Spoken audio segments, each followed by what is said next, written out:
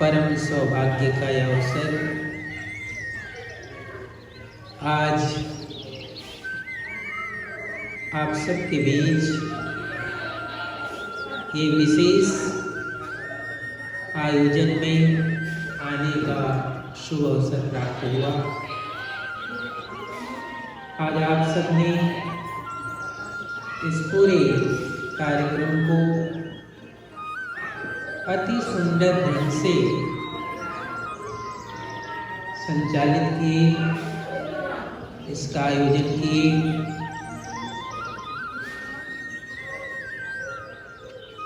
Sadhguru Kabir organisation of USA कि आप सभी सद्गुरु के चरणों में निष्ठा और प्रेम रखने वाले आप सभी जिज्ञासुजन आज इस विशेष अवसर पर आपके आमंत्रण को स्वीकार कर आए। आपके समाज के अति विशिष्ट अतिथिगण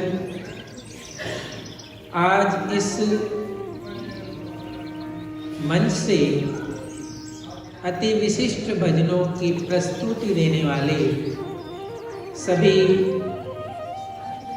कलाकार, जिसमें हमारी बच्चियां हैं, विशेष भजन गायक,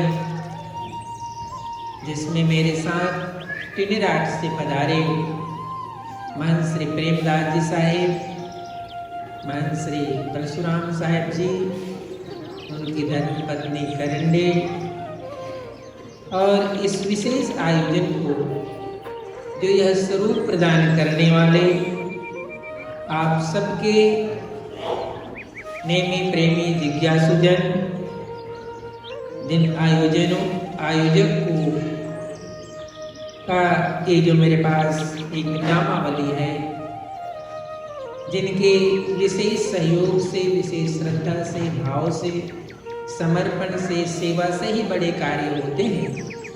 आप सब ने मिलकर इस आयोजन को खूबसूरत रूप दिया। महंत श्री फूलदास जी साहेब, भक्त लीला जी, दीवान प्रेमानंद जी, मदन साहेब जी, भीम साहेब जी, भीम तमंग जी, भक्त श्री राम पुरी जी, पालना तमंग जी, नारायण जी, दिल भिमरे जी, अनुजा जी, दुर्गा जी, चंद्र खाती जी, बीना तमंग जी, विष्णु बसनेट जी, कृष्ण तमंग, मीनू लामा, हेमंत खाती, कल्पना जी, हिमा बसनेट जी, टंक बसनेट जी और आदि आप सभी ने जो इस मेरे आगमन के शुभ अवसर को इतना पवित्र और पावन बनाया, इसके लिए सर्वप्रथम आप सभी को सद्गुरु की ओर से ढेर सारी शुभकामनाएं।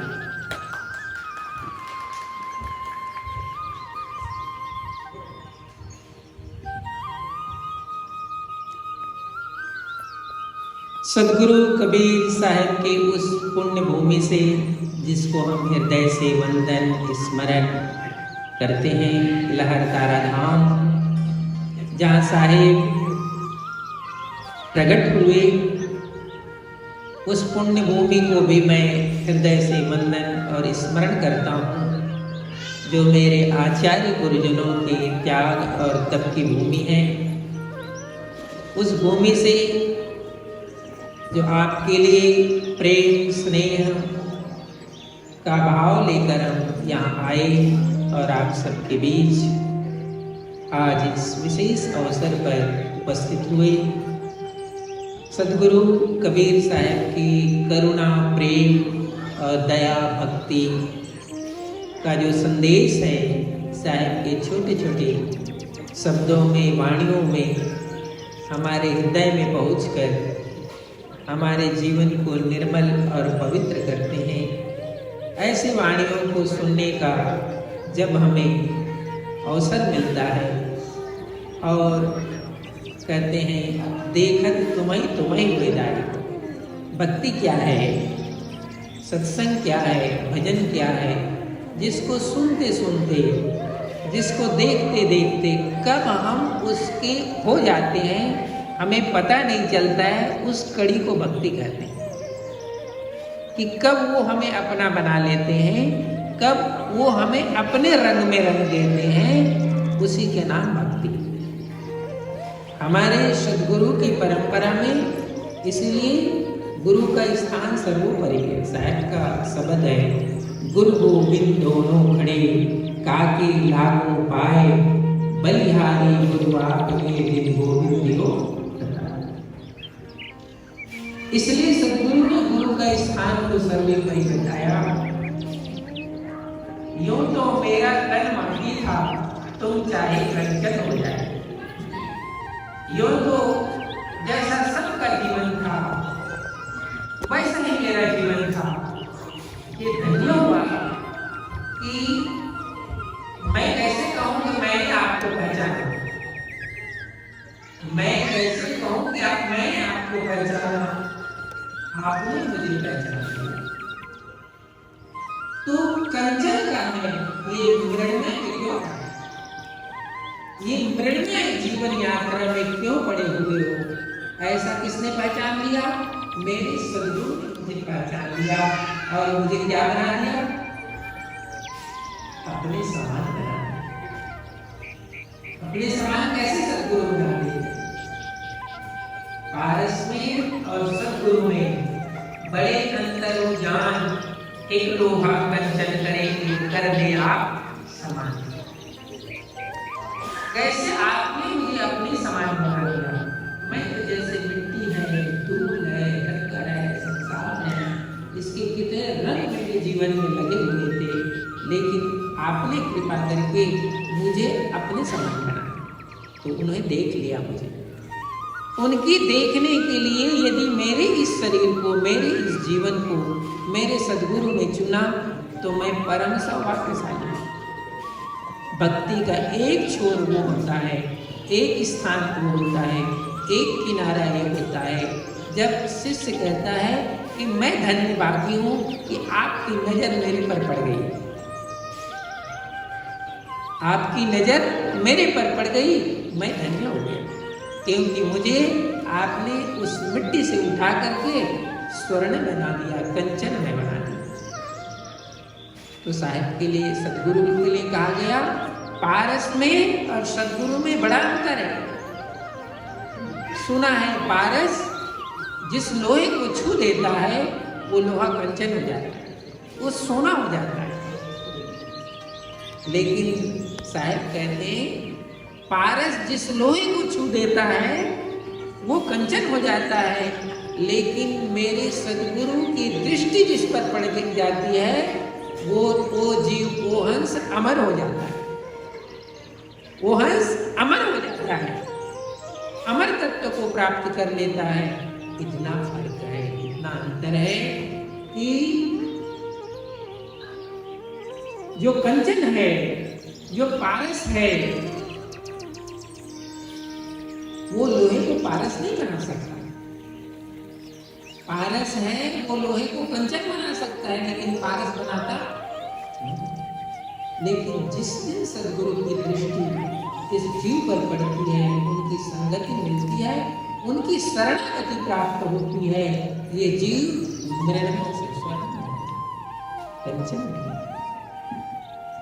ऐसे सद्गुरु का ये आदर्श, उनकी वाणी, वचन, उपदेश जो इस जीवन को प्राप्त होता है, आपके जीवन को प्राप्त होता है, तो आप सब धन्यवादी हैं जिन पर उसके कुछ न कुछ रंग पड़ा है, संगति का, संस्कार का, भाव का, वाणी का, वचन का, उपदेश का संस्कार पड़ा है। और साहब कहते हैं कि इस जीव को मनुष्य जीवन का एक सुंदर अवसर मिला है, श्रेष्ठ अवसर मिला है। साहब कहते हैं अब जन चूक यो प्राणी, आगे का मार्ग बहुत कठिन है। ये हम संभल कर ले आगे पिछली बार। इसलिए जो भी थोड़ा चिंतन करता है, जो भी थोड़ा मनन करता है, सदगुरु के शब्दों को सुनकर जो भी चिंतन मनन करता है, वो समझ जाता है कि मेरे को एक अवसर मिला है, एक जीवन मिला है, वो मनुष्य का जीवन। मेरे को एक जीवन मिला है, वो मनुष्य का जीवन है। और इस मनुष्य के जीवन में यदि मैंने अपने उस परम ऊंचाई को नहीं प्राप्त किया तो शायद वो अवसर मिलेगा कि नहीं मिलेगा, क्या फिर ये तन मिलेगा कि नहीं मिलेगा, फिर ये आंखों से ये देखने को मिलेगा कि नहीं मिलेगा, ये कानों से वो सुनने को मिलेगा कि नहीं मिलेगा। और सबसे बड़ी बात, हम मनुष्य होकर चिंतन मनन और साधन करने के योग्य है, ये अवसर मिलेगा कि नहीं मिलेगा, ये बड़ा कीमती है। इस कीमती अवसर को बार बार हमारे द्वार में आकर, हमारे जीवन में आकर, हमारे आदर्श में आकर कोई हमें जगाता है, कोई हमें सुनाता है, हमें बताता है, तो वो कौन है? वही मेरे सतगुरु।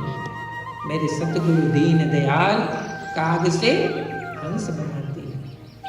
ये सतगुरु, मैं धन्य हूँ कि आपने मेरे जीवन को काग से हंस बना दिया। सतगुरु के परम शिष्य हैं धनी धर्मदास साहेब। वो बहुत बड़े व्यापारी थे। जैसे हम कोई ना कोई व्यापार करते हैं, कोई सर्विस करता है, कोई काम करता है, कोई कुछ करता है, कोई ना कोई जीवन निर्वाह के लिए हम करते हैं।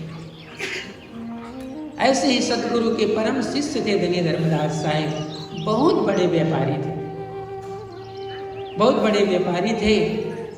सौभाग्य से उनके जीवन में सतगुरु का दर्शन मिला, सतगुरु कबीर साहब का दर्शन मिला। तो वो अपने उस जीवन के अनुभव को, उस दर्शन की जो महिमा है और महत्व है, उनको अपने शब्दों में वो कहते हैं। वो सुनने लायक है, क्योंकि हम भी मानव जीवन को प्राप्त किए हैं, हम भी इस जन्म और जीवन की यात्रा में हैं। वो सुनने लायक है कि उस शिष्य ने क्या कहा। तो वो कहता है, मैं भाग्यशाली हूं, भक्ति प्रभाव मिटी सकल।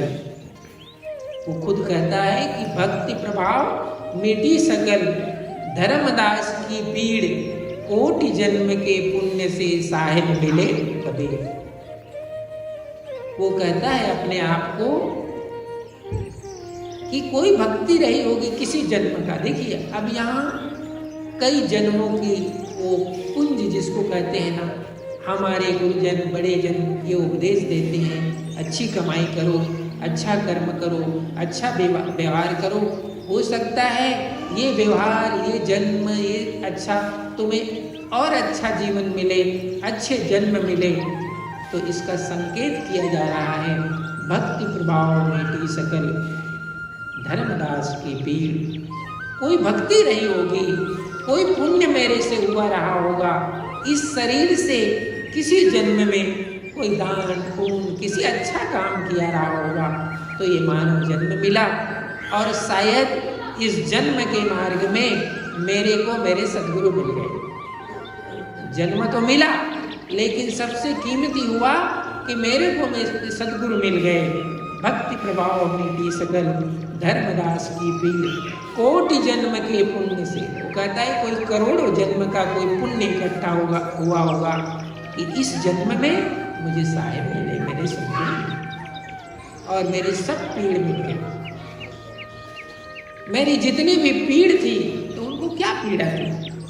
बड़े व्यापारी थे, धन था, संपत्ति था, नौकर था, चाकर था, बीवी थे, बच्चे थे, क्या पीड़ा थी? तो कहता है साहिब, ये जन्मों जन्मों की पीड़ा मेरी आपने मेट दिया, क्योंकि ना जानता, ना पता था मेरे को मैं किस जन्म में आता, किस शरीर में जाता, क्या होता क्या नहीं होता, तो इस जन्म में आप मिले, एक ऐसी रेखा खींच दी, एक ऐसी ऊंचाई दे दी कि मैं जन्म जन्म का कृतार्थ हो गया। तो हर इंसान को एक अवसर मिलता है मनुष्य जन्म का। तो साहब कहते हैं इस मनुष्य जन्म का अवसर मिलने के बाद क्या करना चाहिए, क्या सोचना चाहिए, कैसा व्यवहार करना चाहिए, कैसे रहने से रहना चाहिए। तो साहब कहते हैं कि सूचिता, पवित्रता, आत्मबोध ये साधन है। ये साधन गुरु की कृपा से, उनके वाणी वचनों के श्रवण मनन से तुम्हारे जीवन में आए, और जैसे जैसे उसका रंग लगता है, सबदई मारा गिर पड़ा, सबदई छोड़ा राज, और जिन जिन शब्द विवेक किया तिनका सरगय काज। जिन्होंने शब्द का विवेक किया, जिसने वचन का विवेक किया, साहिब कहते हैं उसको रास्ता अपने मिल जाता है। उसको रास्ता ढूंढना नहीं पड़ता है, विवेक करना पड़ता है, विचार करना पड़ता है। ऐसे ही किसी के हृदय में शब्द उतरता है तो अपने आप रास्ता मिलता है। इस चित्त को, इस अंतःकरण को वो रास्ता मिलता है। ऐसे शब्द के समीप रहकर, ऐसे जीवन के समीप रहकर हम अपने इस जन्म को पुण्यशाली बनाते हैं, भाग्यशाली बनाते हैं। बाकी साहब कहते हैं, महापुरुष कहते हैं, ये शाम न विद्या न तपो न दानम न चापि शीलम न गुणो न धर्म ते मर्त्य लोके द्विबार भूता मनुष्य रूपेश न मृगाश्चर्य।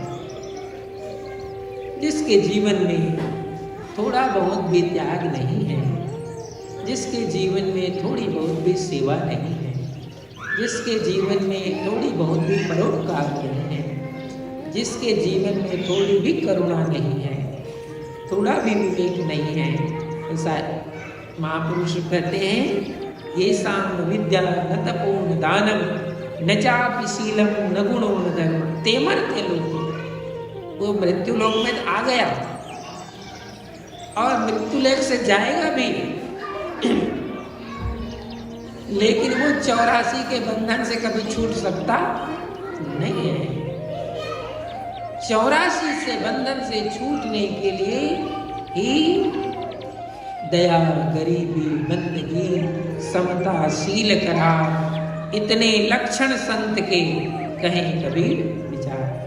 तो जिसको हम विचार करते हैं, विवेक करते हैं, तो हम दूसरे को शुद्ध नहीं करते हैं, स्वयं शुद्ध हो जाते हैं, स्वयं पवित्र हो जाते हैं। क्योंकि हमारा जो जहाज है, ये जहाज में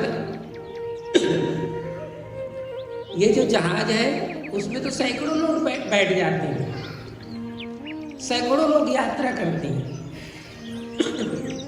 लेकिन साहब कहते हैं, जिस जहाज में तुम यात्रा करोगे वहां दूसरे के लिए सीट नहीं होती है, वहां दूसरे के लिए सीट होती नहीं है। वो सीट तुम्हारे लिए होगी, वो सीट केवल तुम्हारे लिए होगी, वो दूसरे के लिए नहीं होगी। इसीलिए साहब ने कहा, आया है सो जाएगा राजा रंग फकीर, एक सिंहासन चढ़ चले एक बांध गए जंजीर। जो संसार में आया वो निश्चित जाएगा, चाहे राजा हो, रंग हो, चाहे फकीर हो। लेकिन साहब कहते एक सिंहासन चढ़ के वो एक ही जाएगा। जितने भी हमारे आसपास के लोग हैं वो हमारे साथ जाने वाले एक सिंहासन चढ़ चले। तुम्हारा जहाज सिंहासन बनकर आएगा, तुम्हारा जहाज जंजीर बनकर आएगा, इसका पता नहीं है, इसका ख्याल नहीं है, लेकिन जाना पड़ेगा। तो जो जहाज हमारे लिए आएगा वो एक सीट का ही होता है। वो हमें कहीं जंजीर में ले जाएगा, कि कहीं सिंहासन पे ले जाएगा, कहीं मुक्त मुकाम पर ले जाएगा। ये उद्देश्य साहब ने इस जगत में, इस संसार में हमें दिया। इसी करुणा को, इसी दया को जब हम श्रवण करते हैं, पान करते हैं। श्रवण करना और पान करने में बड़ा फर्क है। जिसे हम श्रवण करते हैं वो जब पान बन जाता है, हम अपने अनुकूल बन जाता है, तो वो औषधि का काम करता है। और जिसे हम श्रवण करते हैं वो पान नहीं बनता है, तो वो हमारे मन बहलाने का काम करता है। मन बहल जाता है, औषधि का काम करता है। जो वचन है वो औषधि का काम करे तो जीवन बदलता है।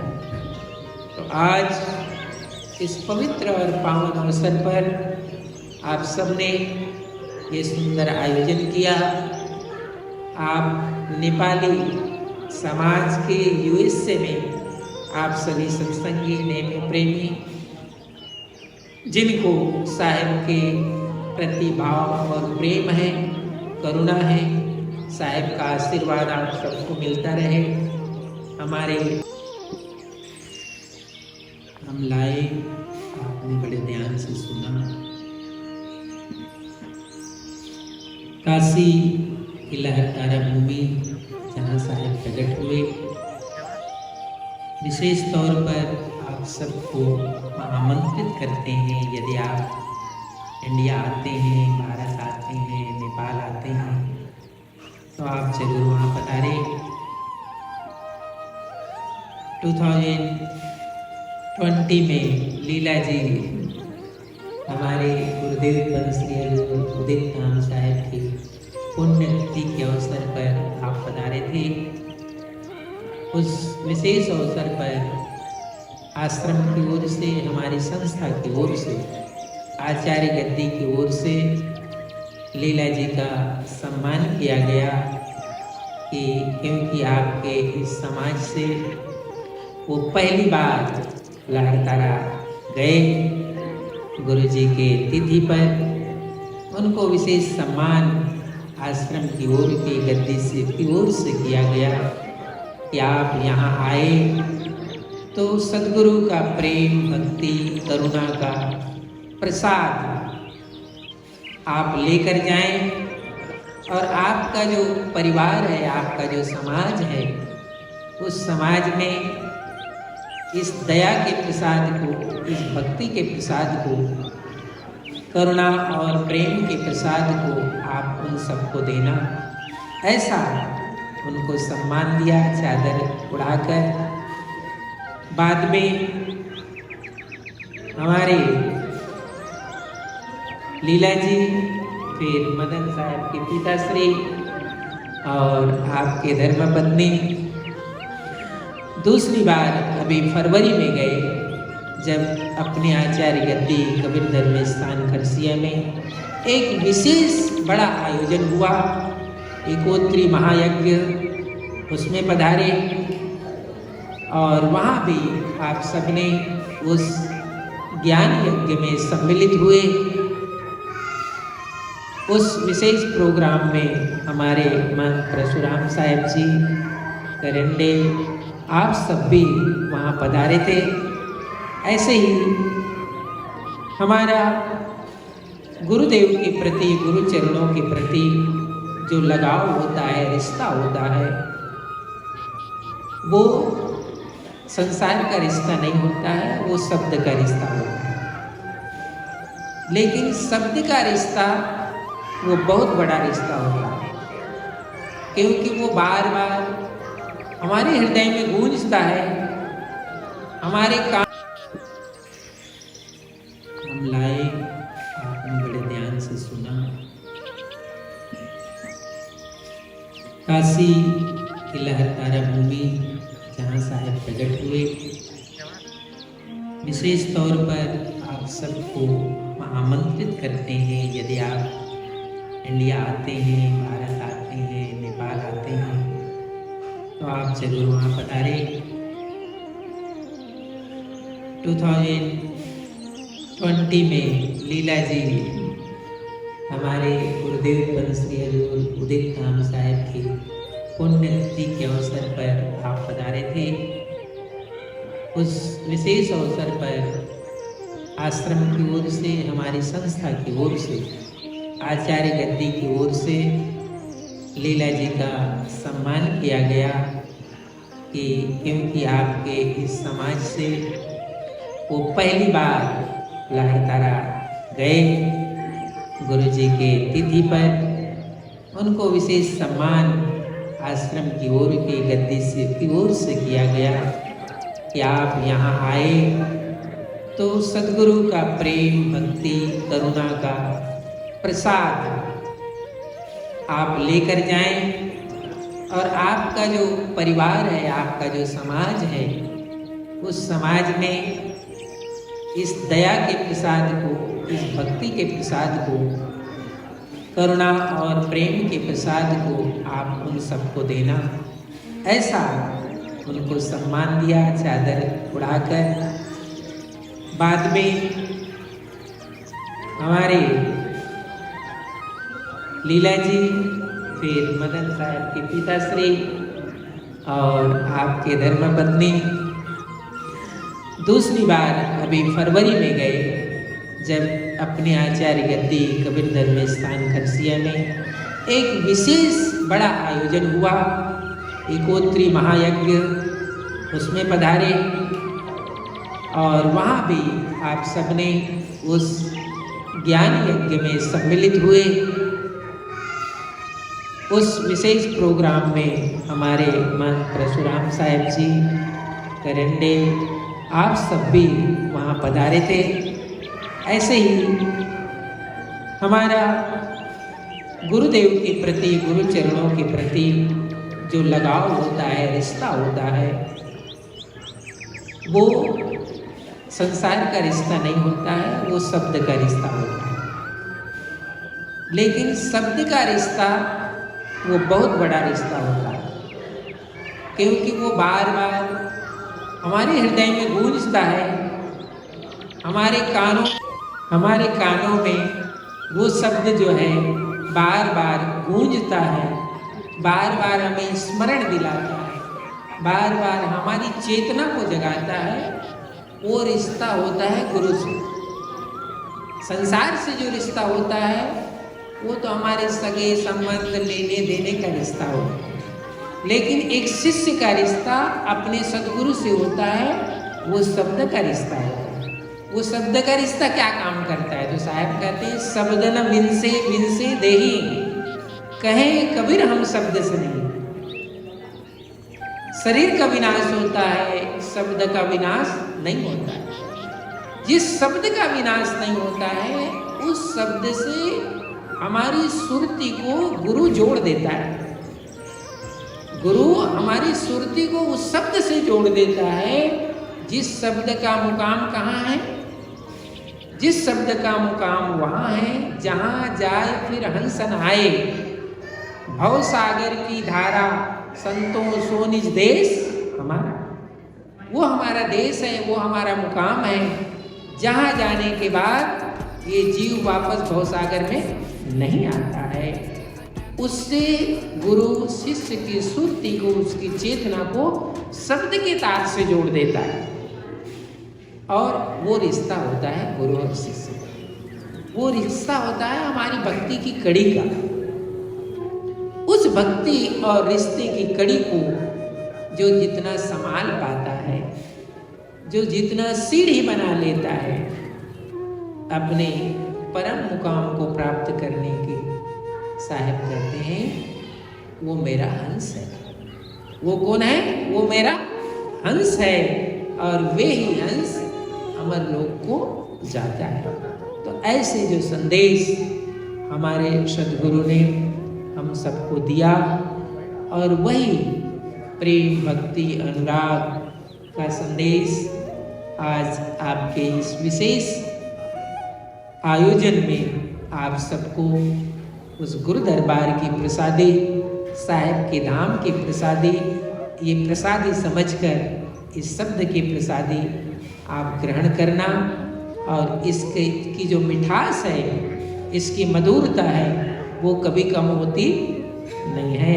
इन्हीं शुभकामनाओं के साथ आप सभी आयोजक परिवार, आयोजक बंधु, आयोजक भक्त, संचालक और भजन गायक और मीडिया को जो अपने फेसबुक, यूट्यूब के माध्यम से देश दुनिया में इस आपके सत्संग को प्रसारित करने वाले सभी बंधुजन, माइक व्यवस्था वाले और हमारे साथ आए सभी महंत साहेब, जिनकी उपस्थिति से ये शोभा बढ़ी। इस विशेष आयोजन में हमारे बीच बैठे आपके समाज के अतिथिगण, जिनके आने से यह कार्यक्रम गौरव को प्राप्त हुआ। आप सभी छोटे छोटे बच्चे, जिनका सुंदर अभिनय आप सबने देखा, आपने उन्हें संस्कार दिया भक्ति साधन का, सेवा का, समर्पण का, और ये जीवन जो हमें मिला है 2 दिन का मेजमान रे मन नेकी कर ले। सदगुरु ने एक शब्द में कहा, 2 दिन के मेहमान हो इस जगत में, नेकी करते रहना, परोपकार करते रहना, सेवा करते रहना और अभिमान को छोड़ देना। क्योंकि साहब कहते हैं अभिमान डुबा देता है और विनम्रता उबार लेता है। जो विनम्र होता है वो पार हो जाता है। अभिमानी कुंजर भय, साहब कहते हैं अभिमानी जो है कुंजर के समान अकेले रह जाता है, और जो विनम्र व्यक्ति है उसके साथ सैकड़ों दुआ, प्रेरणा, प्रार्थना उसके साथ रहती है। तो दुआ, प्रार्थना, प्रेरणा प्राप्त करने के लिए विनम्र होना पड़ता है, अभिमान को छोड़ना पड़ता है। ये मनुष्य का स्वभाव है, इसके जीवन में अभिमान आता ही आता है, इसके जीवन में अभिमान आता ही आता है। तो जो मनुष्य जीवन में अभिमान आता ही रहता है, इसके जीवन में अभिमान आता ही आता है, तो जो मनुष्य जीवन में अभिमान आता ही रहता है, तो एक सुरक्षा गार्ड रखो। चोर ना आए कहकर सुरक्षा गार्ड रखना पड़ता है ना, तो आप अपने जीवन में एक सुरक्षा गार्ड रखो। वो विनम्रता ही सुरक्षा गार्ड है, जो अभिमान को आने नहीं देगा। तो एक गार्ड रखो, एक सिक्योरिटी रखो कि मेरे जीवन में अभिमान ना आए, क्योंकि अभिमान तो आता ही, उसको रास्ता ढूंढता है, वो रास्ता ढूंढता है कैसे मैं जाऊं। और जब सुरक्षा गार्ड नहीं होता है तो अभिमान आ जाता है। फिर साहब कहते हैं जब अभिमान आता है तो हमारी बुद्धि विपरीत हो जाती है, विनाश काले विपरीत बुद्धि। तो विनम्रता चाहिए, विनम्रता का गार्ड तुम्हारे पास है, वो भक्ति सहनशीलता का गार्ड तुम्हारे पास है, तो अभिमान कभी प्रवेश करेगा नहीं। तो अभिमान किया धराया सब खत्म कर देता है, उसका नाम अभिमान है। तो गुरु साधु संगति के बीच बैठकर हम विनम्र बनते हैं, सहनशील बनते हैं, और हमारी मलिनता इसी में चली जाती है। इसलिए साहब कहते हैं पानी ले ले, साबुन ले ले, मलमल काया धोई, अंदर घट का दाग न छूटे, निर्मल कैसे हुई, साहिब तेरा भेद न जाने। तो विनम्रता यदि हमारे अंदर है, सज्जनता और पवित्रता हमारे अंदर है, तो वही हमें निर्मल करता रहता है, रोज निर्मल करता रहता है, रोज पवित्रता से भर देता है, और अहंकार रूपी मल को वो धो देता है। अहंकार रूपी जो गंदगी है उसको वो धोकर बाहर कर देता है। ये संदेश साहब ने दिया। तो धन्यवाद आप सभी आयोजकों को, पूरे आपके समाज को, आपके परिवार को। बोलो सद्गुरु कबीर साहिब की।